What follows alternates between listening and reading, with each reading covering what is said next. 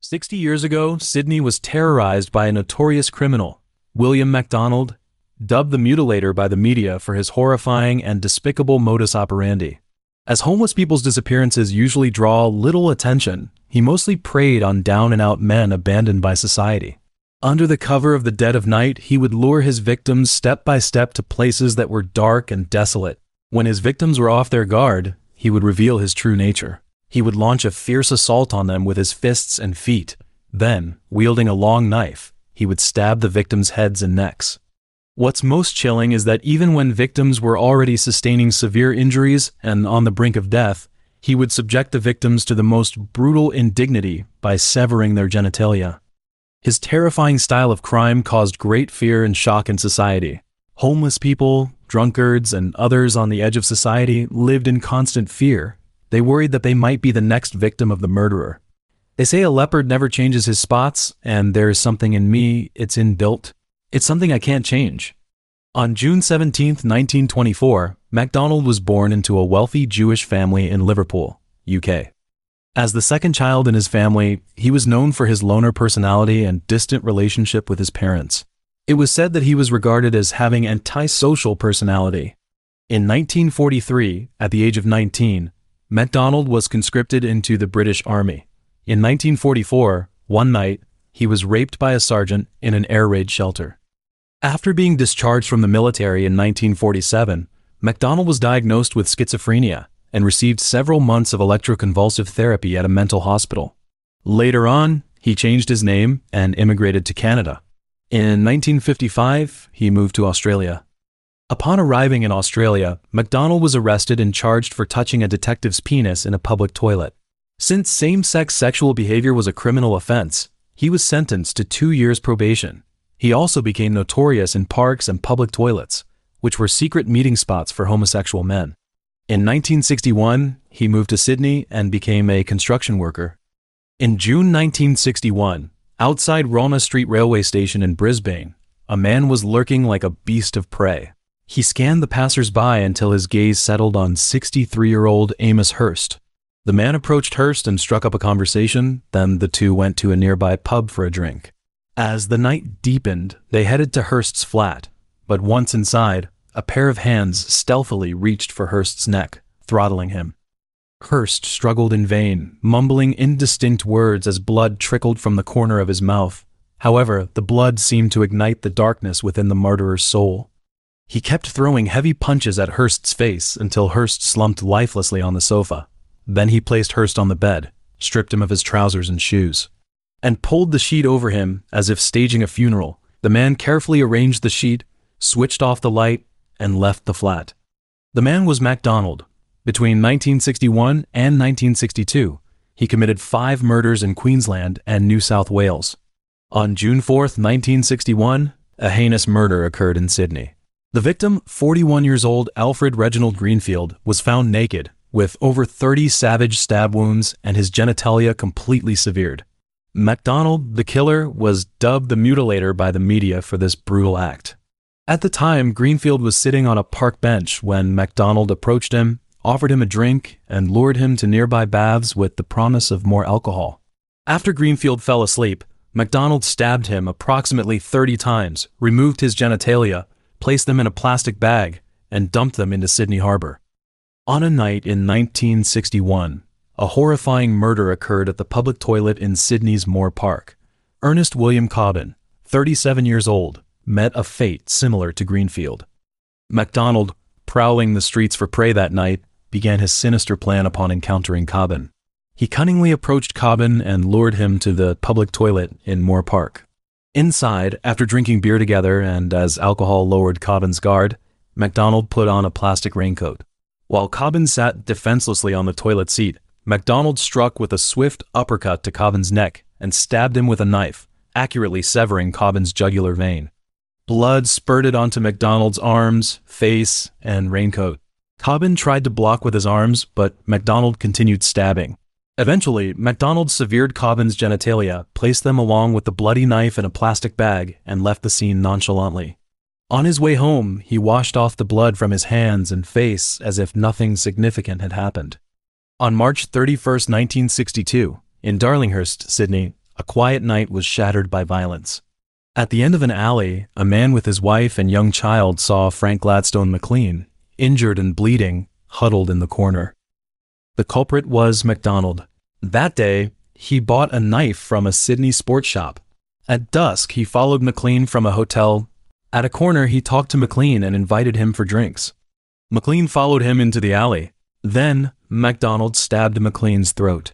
Though McLean resisted, his serious injuries left him flailing helplessly. During the struggle, MacDonald stabbed McLean's face, punched him, and knocked him down. He cut off McLean's genitalia, put it in a plastic bag, and took it home. The next day, he discarded it in a secret place. The police found the genitalia wound very neat. The knife work skilled, as if done by a professional. This made them suspect the killer might be an insane surgeon. At this time, a man named Alan Edward Brennan, having purchased a mixed mercantile store intending to sell sandwiches and small goods, and residing in the room above the store. However, after paying the deposit, he was only there briefly for about a week. This man in question is MacDonald, who, after being fired from his job at the local post office, resumes his quest to earn a living. On June 6, 1962, MacDonald went to a Sydney wine salon. There, he met Patrick Joseph Hackett, a 37-year-old thief who had just been released from prison. After leaving the wine salon, the two of them went back to the second floor of MacDonald's shop and continued drinking. As time slowly passed, Hackett lay down on the floor and fell asleep. MacDonald then took a boning knife from the first floor of the shop. In the dim light, he stabbed Hackett's neck violently. After the first stab, blood soaked the floor. Hackett woke up in agony and instinctively tried to resist and seize the knife. In the struggle, the knife sliced MacDonald's hand, leaving a deep wound. But this did not stop MacDonald. He attacked fiercely again. With blood all over his face, Hackett was eventually stabbed in the heart by MacDonald's knife. He then tried to cut off Hackett's genitalia, but failed because the knife had become blunt. Exhausted, MacDonald collapsed on the floor and fell asleep, leaning against Hackett's body. The next morning, he awoke to find himself lying beside the corpse, his body covered in dried blood.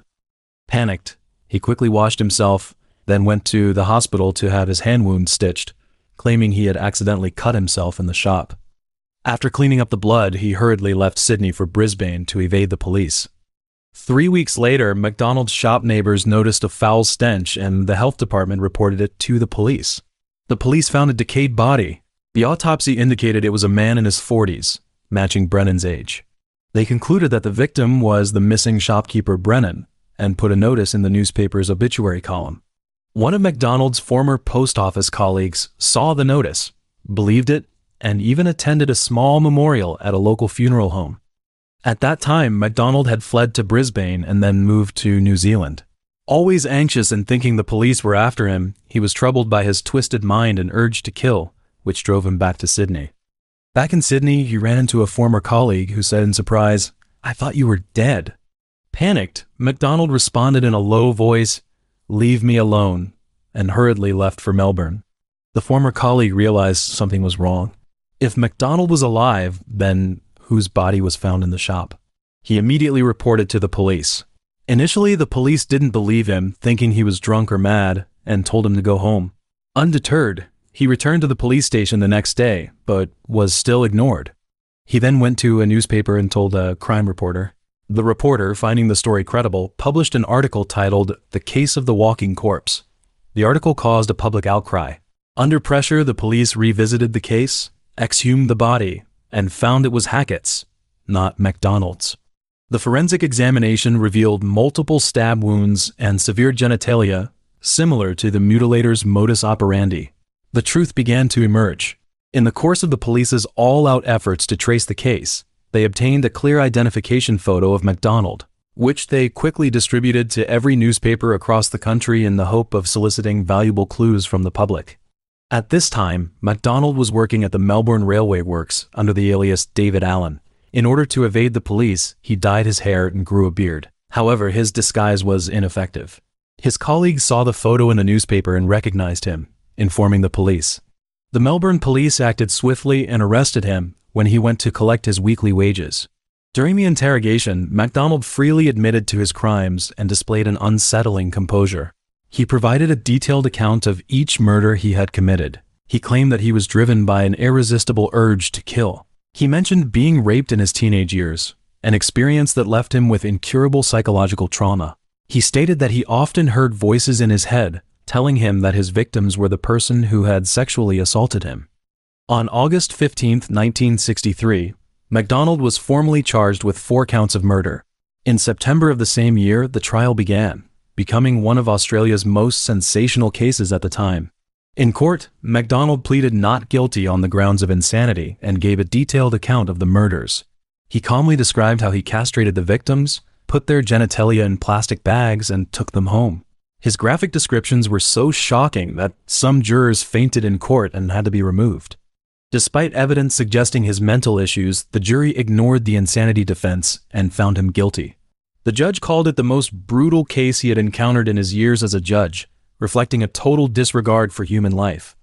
MacDonald showed no remorse and even stated that he would kill again if released. He was sentenced to 5 life terms consecutively.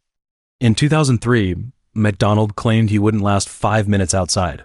He was held at the Long Bay Correctional Center's hospital and later moved to a psychiatric hospital. On May 12, 2015, MacDonald died from gastrointestinal obstruction. Before his death, he was the oldest and longest serving inmate in New South Wales.